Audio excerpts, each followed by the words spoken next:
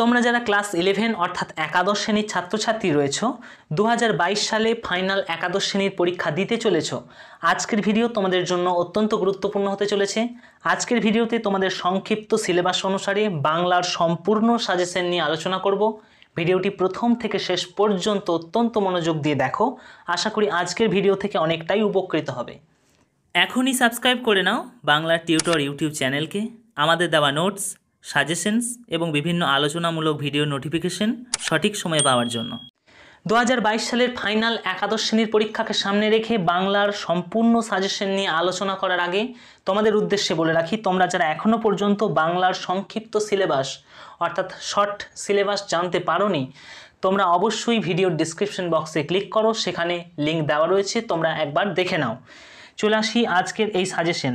দেখো, তোমাদের বাংলার একাদশ শ্রেণীর সিলেবাসের 3টি গল্প আছে: কর্তার ভূত, তেলেনাপোত আবিষ্কার এবং ডাকাতের মা। এবছর 2022 সালে তোমরা যারা পরীক্ষার্থী রয়েছো এই 3টে গল্পই কিন্তু তোমাদের পাঠ্য আছে, একটা গল্পকেও কিন্তু বাদ দেওয়া হয়নি। প্রথমেই চলে আসি কর্তার ভূত, রবীন্দ্রনাথ ঠাকুরের লেখা। এই কর্তার ভূত এই গল্প থেকে কোন কোন প্রশ্নগুলো এবছরের জন্য গুরুত্বপূর্ণ। প্রথম প্রশ্ন, কেবল অতি সামান্য একটা কারণে মুশকিল বাঁধল। অতি সামান্য কারণটি কি এবং কেন মুশকিল বেঁধেছিল আলোচনা করো। চলে আসি কর্তার ভূত থেকে 2 নম্বর প্রশ্ন, ভূতের রাজত্বে আর কিছুই না থাক, শান্তি থাকে। কোন প্রসঙ্গে এমন কথা বলা হয়েছে, কথাটির তাৎপর্য আলোচনা করো। চলে আসি কর্তার ভূত গল্প থেকে 3 নম্বর প্রশ্ন, তারা ভয়ঙ্কর সজাগ আছে। কাদের কথা বলা হয়েছে, তাদের ভয়ঙ্কর সজাগ থাকার কারণ আলোচনা করো। চলে আসি কর্তার ভূত গল্প থেকে 4 নম্বর প্রশ্ন, খুব গুরুত্বপূর্ণ প্রশ্ন এবছরের জন্য। ওরে অবোধ, আমার ধরাও নেই ছাড়াও নেই, তোরা ছাড়লেই আমার ছাড়া। বক্তাকে অবোধ কাদের বলা হয়েছে, উক্তিটির তাৎপর্য আলোচনা করো। এই প্রশ্নটি অত্যন্ত গুরুত্বপূর্ণ প্রশ্ন। চলে আসি 5 নম্বর প্রশ্ন কর্তার ভূত গল্প থেকে, নইলে ছন্দ মেলে না, ইতিহাসের পথটা খোঁড়া হয়েই থাকে। কোন প্রসঙ্গে এমন মন্তব্য করা হয়েছে, তাৎপর্য আলোচনা করো। চলে আসি কর্তার ভূত গল্প থেকে 6 নম্বর প্রশ্ন, শেষ প্রশ্ন, যখন আসে একা আসে না, কার আসার কথা বলা হয়েছে, তার আসার প্রভাব আলোচনা করো। এই 6টি খুব গুরুত্বপূর্ণ প্রশ্ন এবছরের একাদশ শ্রেণীর ছাত্রছাত্রীদের জন্য কর্তার ভূত গল্প থেকে। এরপর আমরা চলে আসি তেলেনাপোত আবিষ্কার গল্প। এই গল্প থেকে প্রশ্ন আসার সম্ভাবনা খুবই প্রবল। 2022 সালে তোমরা যারা পরীক্ষার্থী রয়েছো এই তেলেনাপোত আবিষ্কার গল্পটিকে অত্যন্ত মনোযোগ দিয়ে রেডি করবে। এই গল্পটি আমাদের ক্লাস নেওয়া হয়ে গেছে, তোমরা যারা সেটি দেখোনি অবশ্যই দেখে নিতে পারো। একাদশ শ্রেণীর যে প্লেলিস্ট রয়েছে সেই প্লেলিস্ট থেকে দেখে নিতে পারো।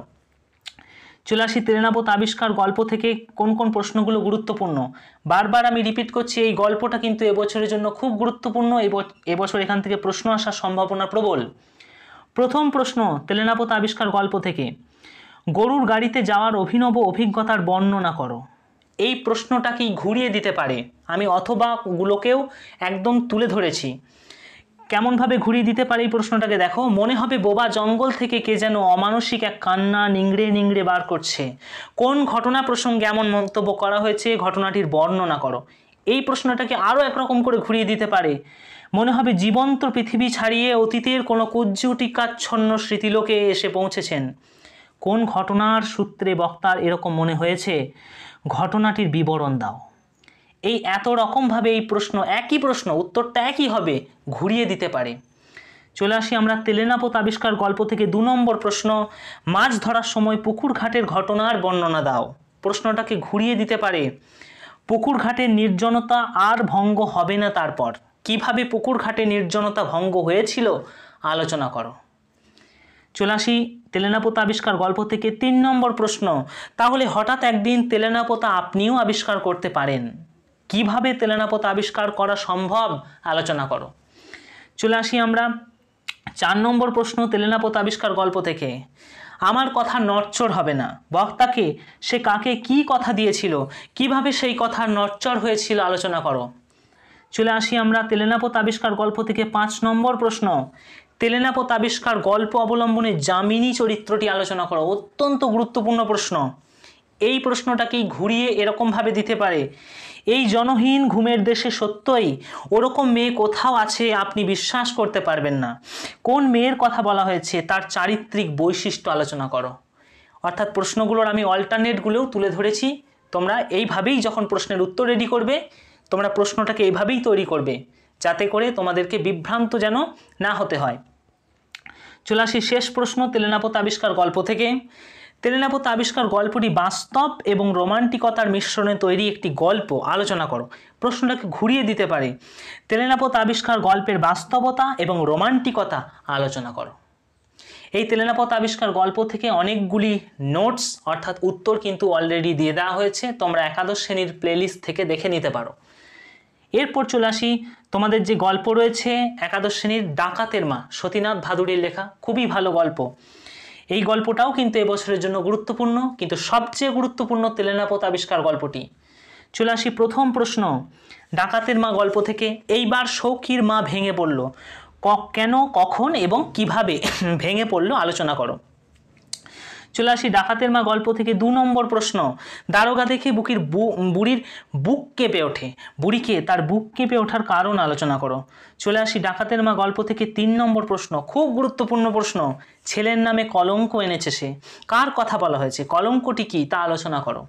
চলে আসি 4 নম্বর প্রশ্ন, এই গল্প থেকে খুব গুরুত্বপূর্ণ প্রশ্ন, ডাকাতের মা গল্প থেকে 4 নম্বর প্রশ্ন, বাড়ি ফেরার আনন্দ মুহূর্তে অর্ধেক হয়ে গেছে, কার এবং কেন হয়েছে, অর্থাৎ কার বাড়ি ফেরার আনন্দ মুহূর্তে অর্ধেক হয়েছে এবং কেন।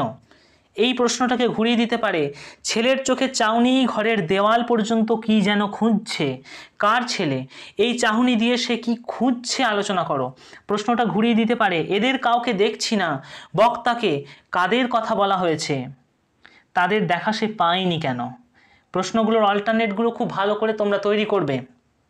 চলে আসি 5 নম্বর প্রশ্ন, এই ডাকাতের মা গল্প থেকে। ডাকাতের মা গল্প অবলম্বনে সৌখীর মায়ের চরিত্র আলোচনা করো, খুব গুরুত্বপূর্ণ প্রশ্ন। চলে আসি 6 নম্বর এবং শেষ প্রশ্ন, এই ডাকাতের মা গল্প থেকে। সে তো মরদের কাজ, গর্ভের জিনিস, কার মতে কোন কাজ মরদের কাজ এবং তা গর্ভের কেন আলোচনা করো। অর্থাৎ তোমাদের যে 3টি গল্প, কর্তার ভূত, তেলেনাপোত আবিষ্কার এবং ডাকাতের মা, সেখান থেকে গুরুত্বপূর্ণ প্রশ্নগুলিকে আমি বলে দিলাম। এরপর চলে আসি কবিতা থেকে। তোমাদের কবিতা আছে 4টি, নীলধ্বজের প্রতি জনা, বাড়ির কাছে আরশিনগর, দীপান্তরের বন্দিনী এবং নুন। তোমাদের এই দীপান্তরের বন্দিনী কবিতাটি থেকে কোনো প্রশ্ন আসবে না, এই কবিতাটিকে বাদ দেওয়া হয়েছে। পড়ে রয়েছে আর 3টি কবিতা। চলে আসি প্রথম কবিতা, নীলধ্বজের প্রতি জনা, মাইকেল মধুসূদন দত্তের লেখা। এই কবিতা থেকে প্রশ্ন, প্রথম প্রশ্ন দেখো, গুরুত্বপূর্ণ প্রশ্ন, নীলধ্বজের প্রতি জনা কবিতায় জনার অভিমানী সুর বা স্বর কিভাবে ফুটে উঠেছে তা আলোচনা করো। প্রশ্নটাকে ঘুরিয়ে দিতে পারে, ক্রোধ এবং অভিমানের মধ্য দিয়ে জনা চরিত্রটি আলোচনা করো।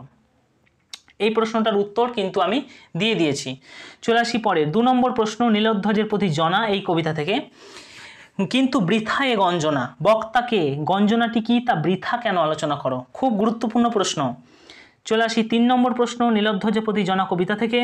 ছদ্মবেশে লক্ষ্যরাজ ছলিল দুর্মতি স্বয়ম্বরে, দুর্মতি কাকে বলা হয়েছে, কেন, সে কার স্বয়ম্বরে কিভাবে ছলনা করেছিল আলোচনা করো। চলে আসি পরের প্রশ্ন, 4 নম্বর প্রশ্ন, এই নীলধ্বজের প্রতি জনা কবিতা থেকে। মহারথী প্রথা কি হে, এই মহারথী, বক্তাকে, মহারথী প্রথা কি, কে কিভাবে সেই প্রথা লঙ্ঘন করেছে আলোচনা করো। চলে আসি গুরুত্বপূর্ণ প্রশ্ন এবং শেষ প্রশ্ন, এই নীলধ্বজের প্রতি জনা কবিতা থেকে। কৌরব বংশের বিরুদ্ধে, বিশেষত অর্জুন, দ্রৌপদী, কুন্তী এবং ব্যাস, এই 4টি চরিত্রের বিরুদ্ধে জনার অভিযোগগুলি আলোচনা করো। খুব গুরুত্বপূর্ণ প্রশ্ন, এই প্রশ্নটাকে অত্যন্ত মনোযোগ দিয়ে রেডি করবে। এরপর চলে আসি পরের যে তোমাদের কবিতা রয়েছে, লালন ফকিরের লেখা বাড়ির কাছে আরশিনগর। এই কবিতার ক্লাস নেওয়া হয়েছে, যারা বুঝতে পারছো না এই কবিতাটা, ক্লাস 11-এর প্লেলিস্ট থেকে অবশ্যই একবার দেখে নাও। চলে আসি প্রথম প্রশ্ন, বাড়ির কাছে আরশিনগর কবিতা থেকে। খুব গুরুত্বপূর্ণ প্রশ্ন, তবু লক্ষ যোজন ফাঁকড়ে, কাদের মধ্যে লক্ষ যোজন দূরত্ব এবং কেন আলোচনা করো। এই প্রশ্নের উত্তর দিয়ে দেওয়া হয়েছে, তোমরা যারা লিখতে চাও অবশ্যই প্লেলিস্ট থেকে লিখে নিতে পারো। চলে আসি পরের প্রশ্ন, 2 নম্বর প্রশ্ন, বাড়ির কাছে আরশিনগর কবিতা থেকে। বলবো কি সেই পড়শির কথা, বক্তাকে তার কথা মতো পড়শির স্বরূপ আলোচনা করো। খুবই গুরুত্বপূর্ণ প্রশ্ন। এই প্রশ্নটারও কিন্তু উত্তর অলরেডি দিয়ে দেওয়া হয়েছে, ক্লাস 11-এর প্লেলিস্ট থেকে তোমরা তৈরি করে নিতে পারো। এই প্রশ্নটাকে ঘুরিয়ে দিতে পারে, দেখো, বাড়ির কাছে আরশিনগর কবিতা অবলম্বনে পড়শির স্বরূপ ব্যাখ্যা করো বা স্বরূপ আলোচনা করো। চলে আসি বাড়ির কাছে আরশিনগর কবিতা থেকে 3 নম্বর প্রশ্ন। সে ক্ষণেক থাকে শূন্যের উপর ক্ষণেক ভাসে নীরে। কার কথা বলা হয়েছে? নীর এবং শূন্য বলতে কি বোঝানো হয়েছে আলোচনা করো। চলে আসি পরের প্রশ্ন, 4 নম্বর প্রশ্ন। আমার যম যাতনা যেত দূরে। যম যাতনা বলতে বক্তা কি বুঝিয়েছেন, তা কিভাবে দূর হবে আলোচনা করো। চলে আসি 5 নম্বর প্রশ্ন বাড়ির কাছে আরশিনগর কবিতা থেকে। আমি একদিনও না দেখিলাম তারে। বক্তাকে, তিনি কাকে দেখতে চেয়েছেন তার দেখা পাননি কেন আলোচনা করো। খুব গুরুত্বপূর্ণ প্রশ্ন 5 নম্বর প্রশ্নটি। চলে আসছি আমরা পরের, তোমাদের যে কবিতা রয়েছে নুন কবিতা, জয় গোস্বামীর লেখা। এই কবিতারও ক্লাস নেওয়া হয়েছে। যারা এই কবিতা বুঝতে পারোনি অবশ্যই ক্লাস 11-এর প্লেলিস্ট থেকে দেখে নিতে পারো। চলে আসি প্রথম প্রশ্ন নুন কবিতা থেকে, খুব গুরুত্বপূর্ণ প্রশ্ন। আমরা তো সামান্য লোক, আমাদের শুকনো ভাতে লবণের ব্যবস্থা হোক। কাদের কথা বলা হয়েছে? লবণের ব্যবস্থা হওয়া বলতে কি বোঝানো হয়েছে আলোচনা করো। প্রশ্নটাকে ঘুরিয়ে দিতে পারে, বক্তা কাদের কাছে এরকম আবেদন করেছেন এবং কেন। এই একই লাইন তুলে প্রশ্নটা কিন্তু এরকমভাবে আসতে পারে। চলে আসি পরের প্রশ্ন নুন কবিতা থেকে।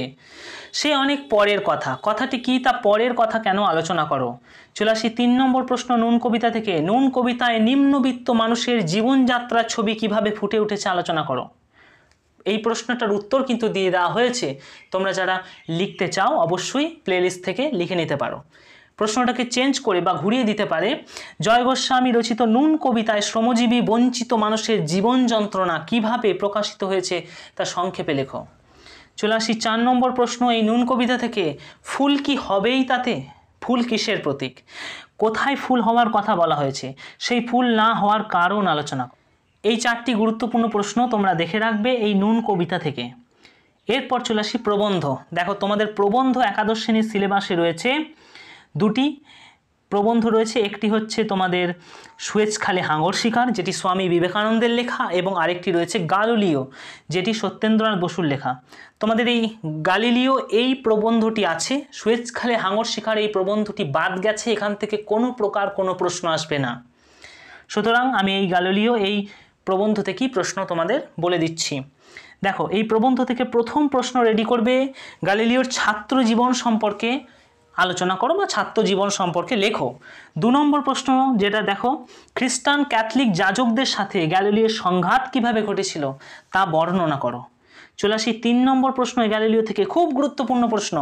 দূরবীন কিভাবে বিশ্ব সমীক্ষার যন্ত্র হয়ে উঠল তা আলোচনা করো। প্রশ্নটাকে ঘুরিয়ে দিতে পারে, তখনকার দিনে ধার্মিক পণ্ডিতেরা এসব বিশ্বাস করতে চাইলেন না। কারা, কেন, কি বিশ্বাস করতে চাইলেন না আলোচনা করো। 4 নম্বর প্রশ্ন এই গালিলিও প্রবন্ধ থেকে দেখে রাখবে, শিক্ষকতা শুরুর দিকে তার অর্থকষ্ট চলেছিল। কার কথা বলা হয়েছে, কেন অর্থকষ্ট চলেছিল এবং তিনি এই অর্থকষ্টের সমস্যা কিভাবে সমাধান করলেন তা আলোচনা করো। চলে আসি 5 নম্বর প্রশ্ন, খুব গুরুত্বপূর্ণ প্রশ্ন এই প্রশ্নটি। প্রবাদ আছে, প্রবাদটি কি, সেই প্রসঙ্গ অনুসরণে গালিলিওর ওপর অত্যাচারের ছবি বা দৃশ্য আলোচনা করো। চলে আসি 6 নম্বর প্রশ্ন এই গালিলিও প্রবন্ধ থেকে। 1609 সালে ঘটল এক নতুন ব্যাপার। নতুন ব্যাপারটি কি আলোচনা করো। সেই সূত্র ধরে কোন ঘটনা গালিলিওকে আমোদ দিয়েছিল লেখো। এই 6টি গুরুত্বপূর্ণ প্রশ্ন তোমরা গালিলিও প্রবন্ধ থেকে দেখে রাখবে। সুয়েজখালে হাঙর শিকার প্রবন্ধ থেকে কিন্তু কোনো প্রশ্ন আসবে না, ওটি কিন্তু বাদ।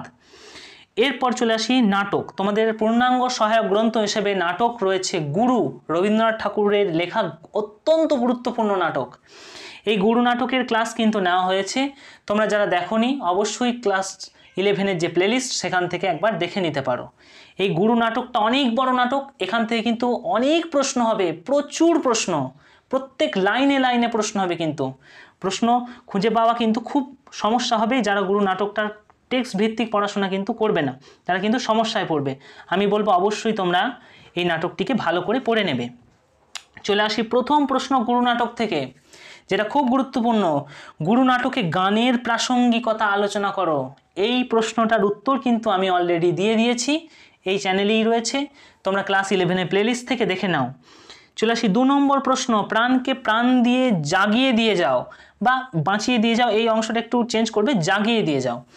এই অংশটির তাৎপর্য আলোচনা করো। এই প্রশ্নটিও ভালো প্রশ্ন। চলে আসি 3 নম্বর প্রশ্ন গুরু নাটক থেকে, ভুল করেছিলাম জেনেও সে ভুল ভাঙতে পারিনি। বক্তাকে তার ভুল কি ছিল আলোচনা করো। খুব গুরুত্বপূর্ণ প্রশ্ন। চলে আসি 4 নম্বর প্রশ্ন গুরু নাটক থেকে, দেখে রাখবে।